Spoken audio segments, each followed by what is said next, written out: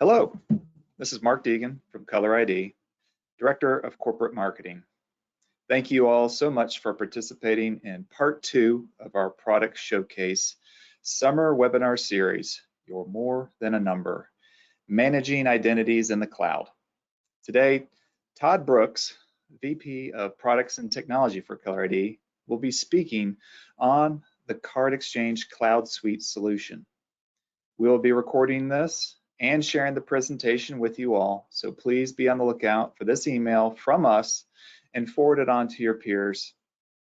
If you have any questions or comments throughout the webinar, please send them via the Q&A tab in the GoToWebinar module, and I'll queue those up at the end of the presentation. Lastly, if you haven't done so already, please remember to register for the remaining webinars, which will cover desktop ID software, ID printers, printer fleet management, and of course, contactless cards. With all that being said, let's get on to the presentation. I'm going to pass it over to Todd. Thanks, Mark, and welcome everybody. So as Mark said, we're going to talk about CardExchange Cloud Suite, but a little bit also about managing identities and identity management systems. So our agenda today, we're first going to talk about legacy ID production software and what that meant in a campus environment for the last 20, 30 years. And then we'll kind of just discuss briefly modern ID management systems, what that means, what you get from an ID management system. And then we'll go in depth to the CardExchange Cloud Suite, which is a really exciting product that's available now. And we'll go into all the different functionalities of that system.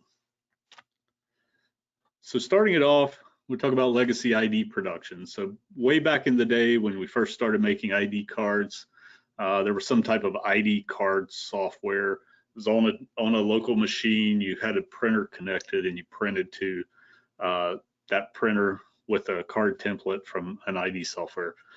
Typically, this was IDWorks from DataCard, but also there are other varieties out there. AssureID, CardExchange themselves made a version called Producer as well. And it connects to a database of ID card data and allows you to create those templates and then print your cards. So in the beginning, this ID card issuance software was kind of at the middle of your ID card system. It made the card, it put the data on the card, and was connected to the systems that needed that data, which were pretty small at the time. Maybe the library, some printer systems, potentially access control, using mag stripes or barcodes at the time. And then maybe eventually you came in with a payment system for dining and point of sale and whatnot. So what were some of the issues of these legacy ID production type systems? Well, they really gave you limited connectivity to your data. You could typically connect to one table in a database, but that would be about it. No way to really move data around. You also got no reporting capabilities out of these systems. No way to tell how many cards you printed, who you have active, things like that. Limited reading of contactless cards and also custom encoding of those. Some of the later systems have that available and are robust, but most of the earlier systems didn't have this capability. And then if you wanted to manage other people coming onto your campus, like contractors, visitors, how do you manage those identity types? Do you put those into your card production system? What do you do with those? And then no portal for end user interaction. How do you allow end users to really automate some of those processes, uploading photos, marking their cards lost or stolen, interacting with you on a daily basis? And then as we come into modern technologies, how do we support additional credentials? Well, these systems had no support for mobile, obviously, and biometrics or other type of credentials. So from a data and identity management system, what we've typically seen in those 20 to 30 years previously is some type of an in-house developed card data management system where we're really passing data around generally through something called file transfers or feeds, as we typically know in this industry. And this was, basically text files, run on scheduled batches, sometimes overnight. It often takes multiple days for someone's enrolled in other systems downstream before you can eat a meal or open a door, things like that. These have really high internal costs because of all the maintenance that's required to maintain those systems from IT staff and other staff on campus. And the processes are slow and break very often. A lot of times we hear, I can't really make any changes to the way my system works today because it'll break the entire system. So people are really reluctant to change in higher ed for that reason. We also hear often, well, I don't know how that works because the guy who built it left campus 5 years ago or something like that. So there's really not a lot of knowledge transfer of people who build these systems. When they leave, then you're really in a tough place. So later on, then we had the transaction companies became the kind of de facto ID management with their one card systems. And they did a pretty good job with that and have done that over the years.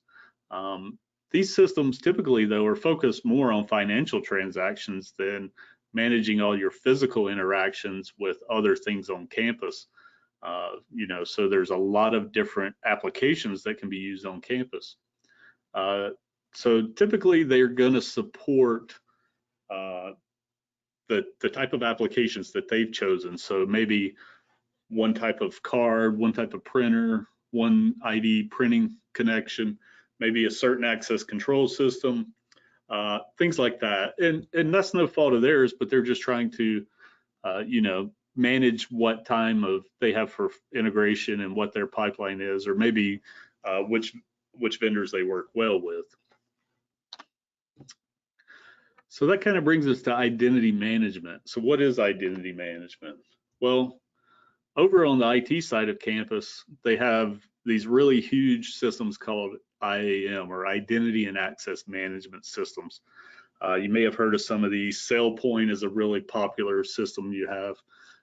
And these are managing credentials for logical access, so logging into different systems on campus. And I'm sure you guys use these every day.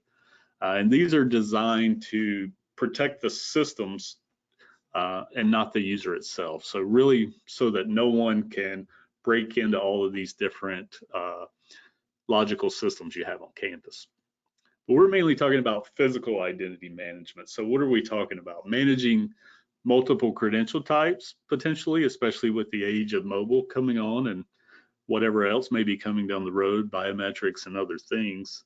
Managing privileges to services, that's either access to buildings or goods or possible events, meals, attendance, things like that. And the physical credential or the physical identity is bound to a particular individual at this point. And so we're doing data and access management as well. So making sure that these people are currently in the correct status in all the systems upstream and downstream. So complete lifecycle management, onboarding, offboarding, reissuing credentials, updating permissions, things like that.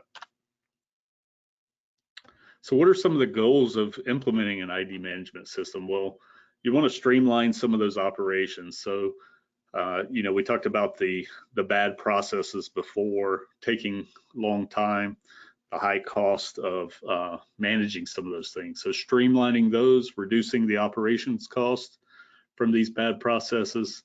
I just mentioned managing the complete identity lifecycle. So from onboarding onto the campus, whether that be student, faculty, staff, employee, all the way to offboarding when they graduate, move from one status to another, maybe from a student to an employee, completely managing those folks.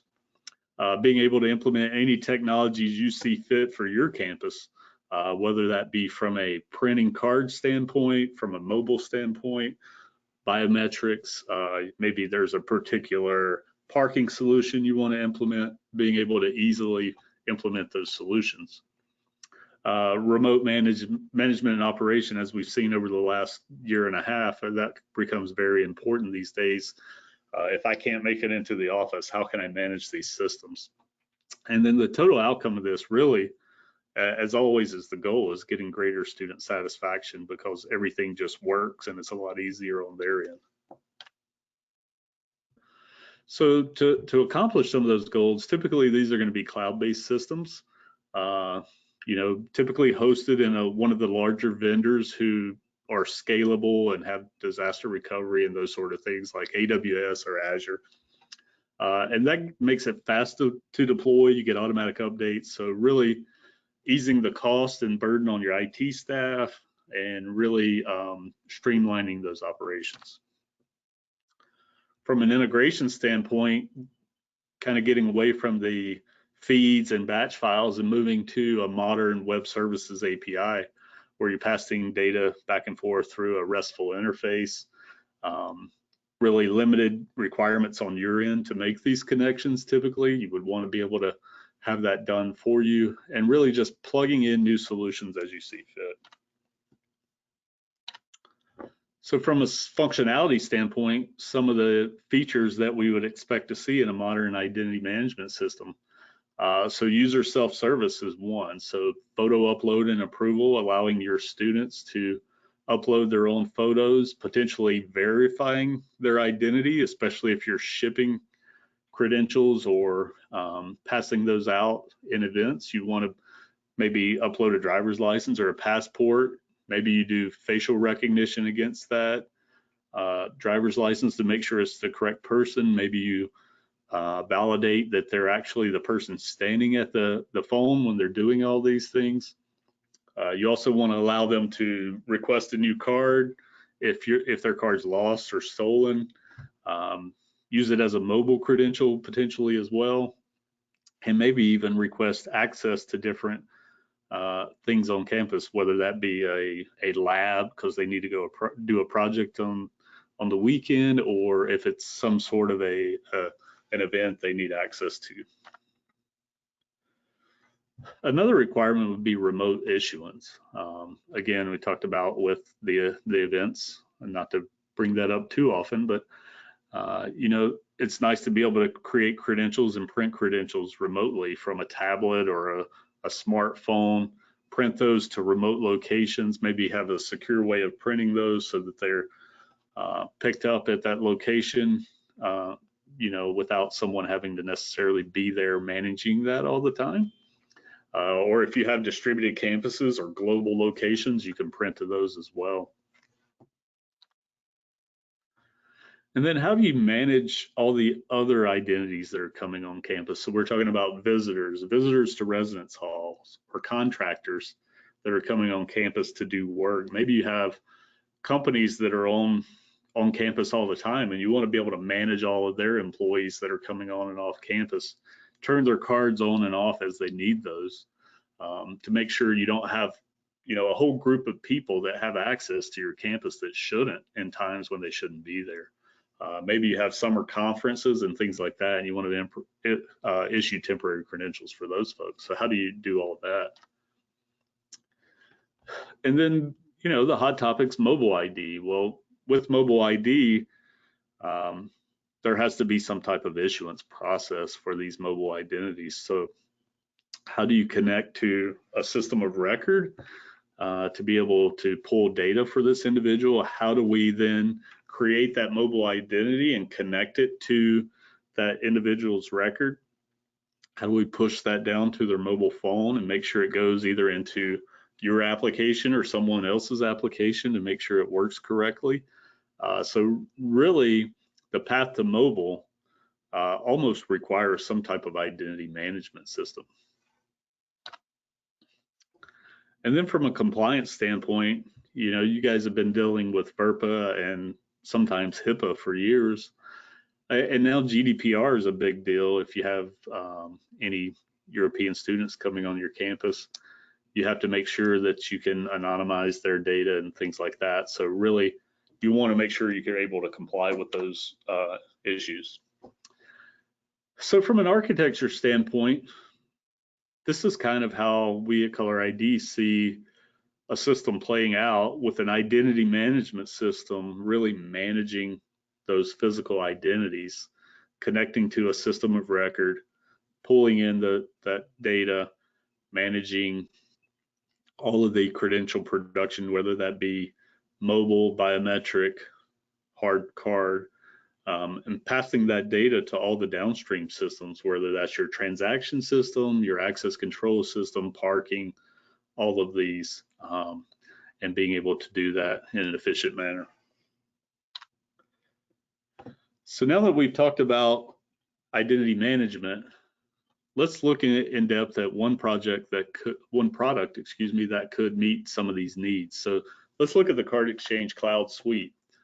So CardExchange Cloud is a suite of tools for identity management and card production. So you see here it has 5 different applications. One is the admin center. So this is where the administrators would go to set up the system and manage configuration, set up business logic, really how everything works within the system. The controller is really the main data system of all of the suite. So it's your ID management database. It's an Azure database in the cloud. It provides reporting, everything you need there for managing those credentials and managing identities. From an API standpoint, we have a product called the Bridge, and the Bridge is really the API from CardExchange, and that can come in a lot of different forms. First and foremost, it's going to be a REST API, so you can send JSON data to it. They can also create connectors that will pull data from all of your system's APIs as well. And there's also webhooks. So anytime a card status changes, you can send out a webhook with the data of those cards that were created and be able to allow other systems to catch those webhooks. If you can't handle any of those things, all of the legacy type connections are still available as well. So direct to database or flat files and things could be an option if you have to go there as well. The CardExchange Stand, and we're going to do a demo down the road here of controller and Stand, but I'm just giving you a little info first. So the Stand is the self-service portal. It's going to allow you to upload photos. It's going to act as a mobile credential in a lot of ways. Eventually, it'll do ID proofing where you will be able to compare your photo to a driver's license or a passport or some other type of identity document, and it will actually do facial recognition against those, so to make sure you're uploading, the person who's uploading the photo is the correct person. And then from a card production standpoint, they have a desktop software called the Press that does card production, contactless encoding and reading as well. So here's a kind of a brief look at the admin center. This is the dashboard to kind of give you a view of everything going on in your system when you first log in. You would know your total number of active users. The system is licensed based on active users as an annual fee. So that would be something you could keep up with here in the dashboard. But it's going to allow you to do all the setup of the system, get everything fine-tuned and working exactly the way you want it. You can manage all your users into the system, so people who are going to, be administrators or operators who are just printing cards or doing different functions within the systems. And you can set those individuals up as different groups and different roles within the system. So you can have an administrator role, an operator, etc. Those are all very granular. You can also set the system up based on locations, buildings, and rooms. So if you're having events in certain rooms, you can manage those. Really a lot of information there you can store. And then the controller workflow process. So right now they're working on a very advanced business rules editor and workflow process creator. So you'll be able to go in and really develop your own workflows and business rules, logic of how when users come into the system, how they interact with the system, what happens for different functionality. We'll talk about profiles as we go through the controller demo, and you would be able to set off different actions based on those different profiles with the business rules. You can also set up the Stand process here of how Stand works as far as how your end users interact on a self-service basis. And then all the API connections through Bridge would be set up in the admin center as well. So we're going to do a controller demo. These are pre-recorded, so make sure I don't have any issues here. But from this, we're going to register a new user, add a profile, and add a credential to those individuals. We'll go through the complete production process and talk about card status and replacement cards and some of those things you would normally do with a normal system for producing cards. So let's take a look at the CardExchange Controller CMS. Now this is a suite that you're going to use for managing all of your identities, whether that be student, faculty, or staff. You're going to store all of their data. This is where you're going to manage creating credentials, profiles, things like that. So you're going to spend a lot of your time in this particular module of the solution. It's going to be the place where you create your complete production workflow, and we'll take a look at that here in just a second.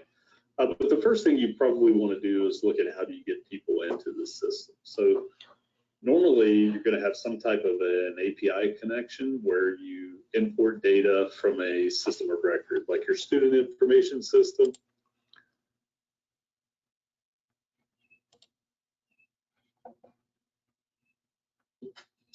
Or for faculty and staff, that might be an HR system like PeopleSoft or something like that. You also have the option to import a CSV, connect all the different fields in that CSV and quickly import a list of users. But you can also just import individuals or add individuals on a one-by-one basis if you want as well. As you'll see here, there's a lot of information that's available that you can store in the system. We have 16 free fields that you can modify and change with different labels and different field types to really match whatever data you actually need to produce your cards. But today we're just going to start with the minimum amount of data. I'll just put in a random student ID number. We'll go through a first name, last name, and we will just, that's all the data that's required, so that's all we're going to put in. You can also store address data, especially if you wanted to ship cards or things like that, you would have their address data in this system. We're going to skip that for now. And then you have the concepts of profiles within CardExchange. So a profile is going to be tied to each different group of people and really determine how that different group actually works within all your systems on campus. So it could be things like students, faculty, staff, employees, contractors, and you're going to be able to change the different things that happen based on those profiles. You can create different card templates that will print based on the profile, and you can also have different API calls and things downstream that will happen on those different profiles as well. So you can manage moving to access control systems or other systems on campus.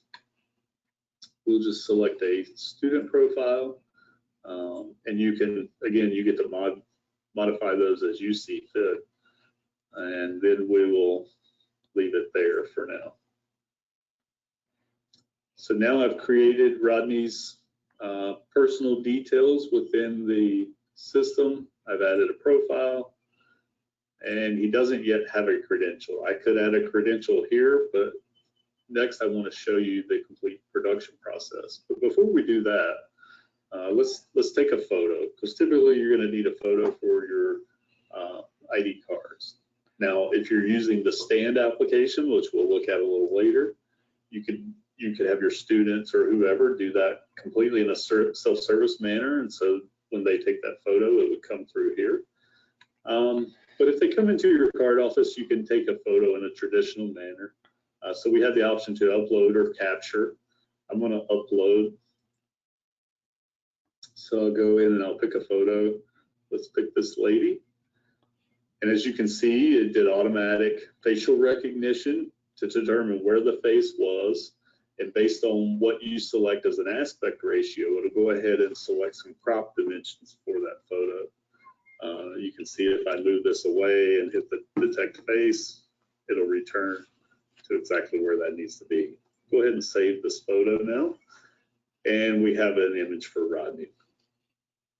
If Rodney came back and needed a new card and I wanted to take a new photo, I could just upload a new photo. So we'll kind of go through that. So I'll open a new photo. Again, we get the facial detection.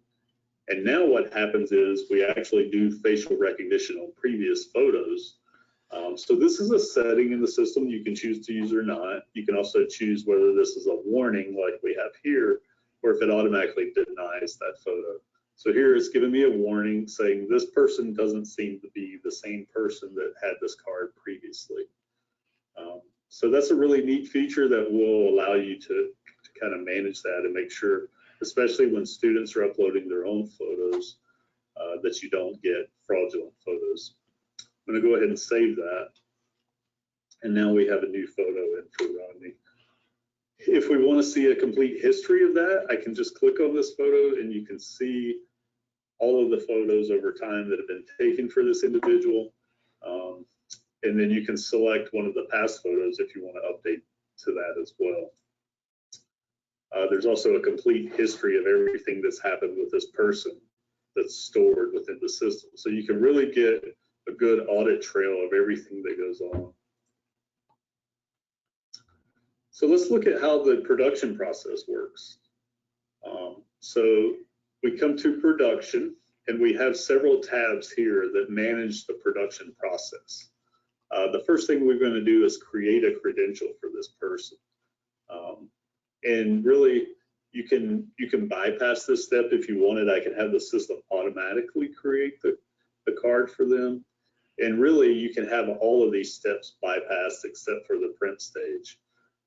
So here we're going to go ahead and create a card for Rodney. So I'll hit create. I'll check his record and hit create. And that'll now create a credential based on that profile. So you could have different types of cards based on each profile. Now I go over to the Approved for Production tab, and we'll see that Rodney is shown up over here. Before I get to Rodney, you'll see that we have a list of folks here. And so if you're doing some type of batch printing, you have a large group that comes in, you want to print a batch, you can select all of these and print the entire batch. Because I don't have photos, it's not going to let me select all of those. I can do filtering by only people with photos. I can also do filtering by any different field I want here. So I could filter by profile. I could say, give me the students and search there. And that's going to give me only the students. And I can then, if I want to sort those, I can sort those as well. And then we see our guy Rodney here. If the photos came in through the stand application, at this point I have the ability to now look at that photo. I can either reject the photo or I can approve this person for production. So that's where we have our photo approval process. Eventually, CardExchange is going to separate that from production, but for now, you can approve the photos here. I'm going to cancel this and just check here and approve his card for production.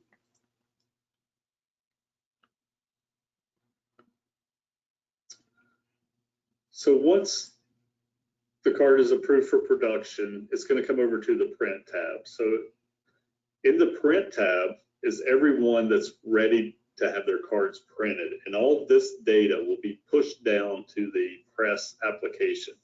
So Press is currently a desktop application that automatically connects back to the controller database and gets only the folks that have been approved for printing. And you can print those credentials, do all the card designs there, print those credentials, and then once you print those and everything prints successfully, it will move over to approved for issuance. If the card doesn't print successfully, you have for instance, it doesn't read the contactless card number or something like that, it will then go back to the print tab to be reprinted. So once we approve for issuance, I'm going to pick up somebody new here, but once we have approved for issuance, at this point, once we print it, we have the approved for issuance. Now, this step can also be omitted and you can bypass it, but the purpose of this step is actually, if you print the card, you want to inspect the card and make sure that it printed properly, you know, make sure that it wasn't, you know, the text came out right, the photo's not smudged or anything like that. So if you have a card that prints and it's a bad card, you can then take and disapprove these credentials. They'll go back into your print database and you can reprint those. So again, that's a step that's optional for you.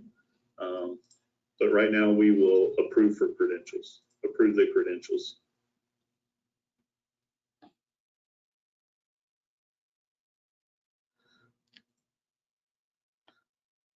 So once that's been approved, now we can activate. So you approve it that it was actually a good card that printed out. Now when someone comes in to actually pick up that card, then you can approve that, you can activate that card. And that's when you're going to push all the data to the downstream systems. So we'll go ahead and activate a card from Jane Doe here.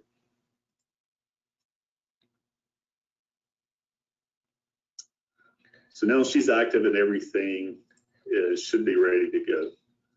Go back to my People tab and let's just search Jane Doe. We'll find Jane.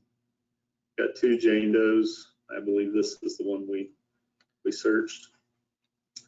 We'll go over to her credential and you'll see it is active. I have the ability to block this credential. So block really means we're going to mark it as inactive. So if it's lost or stolen, things like that, we would then come in and block the card. That's also something that your end users have the ability to do through self-service as well. So if someone comes in with a lost card, you would come in here, you would block that card, and then you would add a new credential. So I want to create a new credential. I can say my start date is today. The credential type, this is a list that you edit with what you want. Let's say it's HID CIOS, and then we want this to expire, you know, several years from now, 4 or 5 years, whatever that math is. So we then create that credential, and that credential will then show back up in our production process. If you immediately wanted to send that over to be printed because you know that it has all the correct information on it, the photo's correct because you just looked at that, then you can here look at the status and send this card directly back into production. So the process of, you know, replacing a card is pretty straightforward. You can also have multiple profiles here. So say you have an employee or you have a student who's also an employee. So you want to potentially have multiple cards for this individual, but you certainly want multiple profiles. So I can go and add a profile. And then here I want to add an employee profile and save that. Now you see we have profiles for both types, and we can change different things based on that, their location, department, things like that. And then from a credential standpoint, if I want, I can add another credential with the employee profile as well. So that is kind of the gist of managing your users within CardExchange Controller. There's also, you can create temporary credentials for visitors and things like that. So you can create a temporary badge and then attach it to an individual that's a visitor or contractor or whatnot. If an employee loses the card, you can also, or forgets to bring their card, you can also create a temporary badge for them that they would be able to use as well on a temporary basis, and then you just block that card the next day when it's done or have it expire.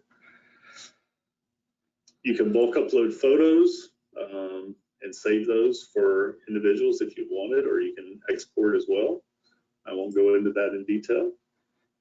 But one thing you don't get in typical ID software that you will see in this type of system is a really robust reporting system. So here you see a couple of predefined reports where you can, you know, report people without cards, people without active cards, and you can do this in CSV or Excel and download those particular reports. You can also create completely custom reports.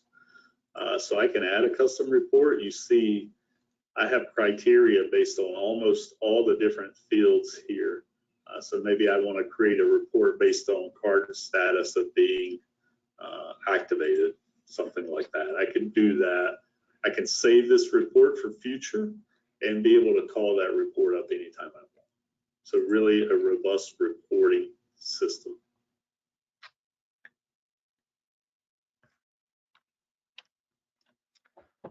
So that was a look at controller. Now we'll kind of take a look at the CardExchange stand. So again, this is the self-service portal. It's going to give you that opportunity for photo upload or changing your card status. It acts kind of as a mobile credential as well. CardExchange is working on some PAX integrations to actual mobile credentials to open doors and interact with other readers and those types down the road. They also have push notifications, which you'll see in this quick demo coming up, and then you can update all your profile data. So let's take a quick look at the stand application. Let's take a look at the CardExchange stand application. This is the self-service portion of the CardExchange Cloud Suite. It runs in a web browser or through Android and iPhone apps. Here we're looking at a web browser on a PC. If you were on a web browser on your phone, you would only get the view of this card here. So it looks like an actual mobile ID at that point. Inside here, we have a few things we can do. We can change our photo. So we can come in here, we can use the camera and take a photo. We can go to the gallery and upload a photo we've taken as well, and do that. We can also change our signature if you're including a signature for your card or anything like that. So you can actually just draw right in a signature, or you can, you know, use your gallery to write out a signature and then paste that in. You also give people the option. This is your preference if you want to allow them to edit their profile to make sure they have their preferred name or that their phone number is correct and things like that. So you can actually edit your profile. And again, all that's completely optional to do that. Some other things we can do here, we see we have the mobile ID, and in that we have turned on kind of a liveness detection. So it shows something moving, so you know it's actually a real mobile ID and not a screenshot. We have a 2D barcode that you can use for different transactions on campus. If you want to use that for, you know, meals or something, or attendance, you can use that for different things. You see our card is actually active right now. We have the ability, if our card is lost or stolen, we can come in and block that ID. So now we show that our ID has been blocked, and this is tied to your normal card. So it will, at that point, take away your 2D barcode for use. You can also come back over here and then request a new card, or you can reactivate that ID. We'll just go ahead and make that active again. You also have the ability as an administrator to push notifications down to your stand users, and you can do that based on whatever profile they are. So for students, you could send out a message, you know, whatever it may be, come pick up your card in the office, go to a certain place, they have discounts on pizzas. So a lot of different options you have there, and the notifications will show up here in the web browser. But if you have the app, it'll come in as a push notification. So here's a message we sent down, and I can get it here within the web browser. From a settings standpoint, you have the ability to change this to different languages, a large variety of languages here, and also you can go to a dark background mode.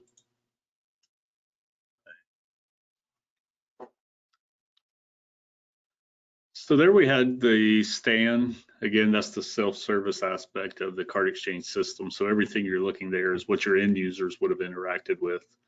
I'll show you, or we're going to talk about Press, which is the system you actually use to print cards. So Press is a desktop software, and it works similar to ID software you've used in the past, like an ID Works or something like that, but more modern. Eventually, CardExchange will also put that in the cloud as well, and that's something they've been working on. But all of your people that were in the production print tab before, as we went through that controller workflow, will now show up here in this records list. So everyone there, you select which template you're going to use, and then you can print the card from out of this system. It has really robust contactless card reading and encoding. There's no per station fees because this is all licensed as an annual fee based on number of active users. And then CardExchange is also integrated with HID Fargo Connect. I'm not going to go in deeply to Fargo Connect, as we will talk more about that system in a later part of this series. But when you connect CardExchange Cloud and Fargo Connect, it gives you a full end-to-end cloud system. So you're completely issuing cards directly from the cloud down to a console and printer. So no workstations involved at that point, completely through a tablet, mobile phone, whatever you need there. So we've kind of gone over the CardExchange Cloud system. I'm going to just go through a couple of use cases here. We're in process of implementing CardExchange Cloud with Fargo Connect at NYU. This system's been in process for a few months now on the implementation, and that's going to have a connection directly to their data warehouse, pulling data in and out, sending back for all the downstream systems. They have global campuses around the world, so the Fargo Connect system allows them to put a console in each of these campuses. CardExchange Cloud will segregate that data based on their location and be able to print cards at each of those locations based on that. Eventually, there will be a mobile aspect with HID mobile credential down the road, but for now they have Stan for an end user portal, to upload all their users' photos and things like that. And then we're working with a medical center. It's a campus medical center to implement CardExchange. It's kind of a collaboration between the campus and the medical center as well. The medical center will be the first part of the implementation, and then down the road, the campus will come on as well. So that's another real benefit of an identity management system. We can combine two completely different entities. They have different processes. They have different systems that they're connecting to, different ways they print, even different card types. So you'll be able to manage those separately within one system and kind of unify that medical center and the campus environment all together.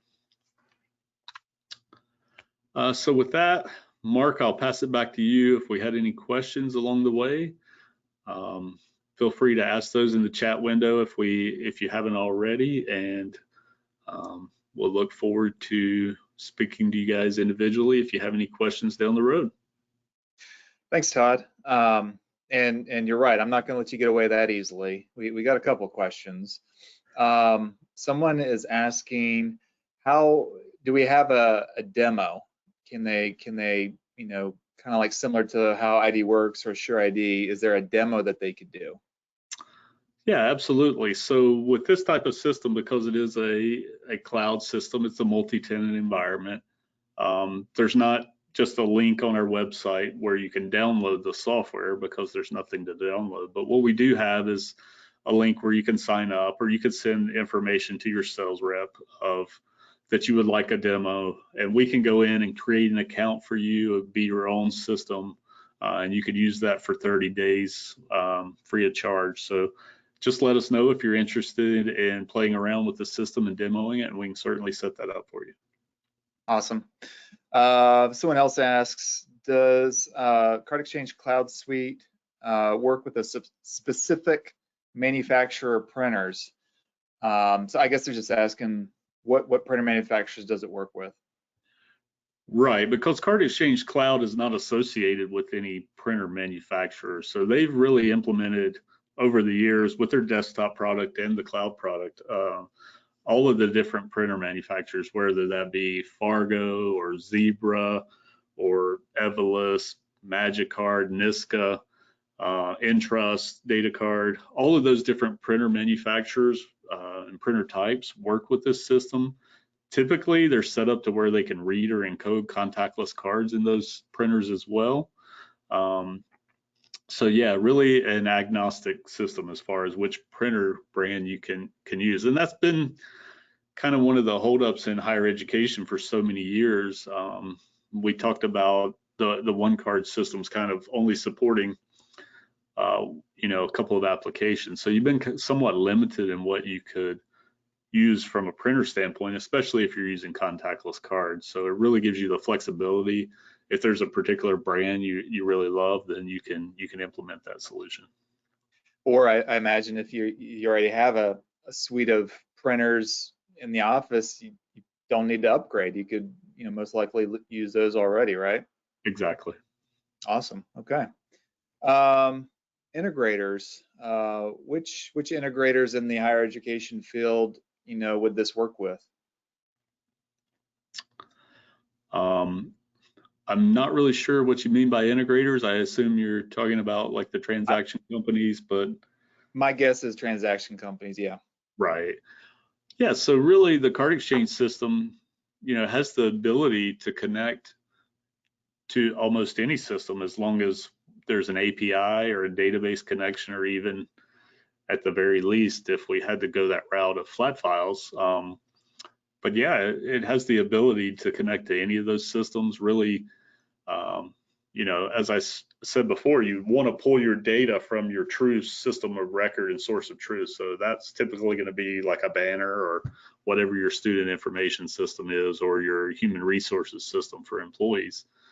And then, just passing that data as a card status changes. Maybe a card's been activated. We want to capture contactless card numbers during the printing process, or if it's a mobile credential, and pass that data down to all the downstream systems that need to use that. So sending your identity information and your card information down to that transaction system so that they can use that for, processing meals and things like that.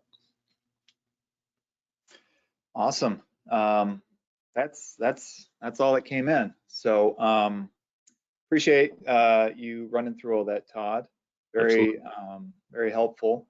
So everyone, we're going to come to a close here. Thank you for your time in taking part in the webinar today. We're going to have part 3 this coming Monday, June 21st. That one will be on desktop ID software. So if you kind of watch this webinar and you're like, you know what, I'm just not feeling the cloud yet, that's okay. We're going to go through all the options in regards to desktop software. So we got you covered there. So for Todd and I, we appreciate your time. Thank you, everyone, and have a great day.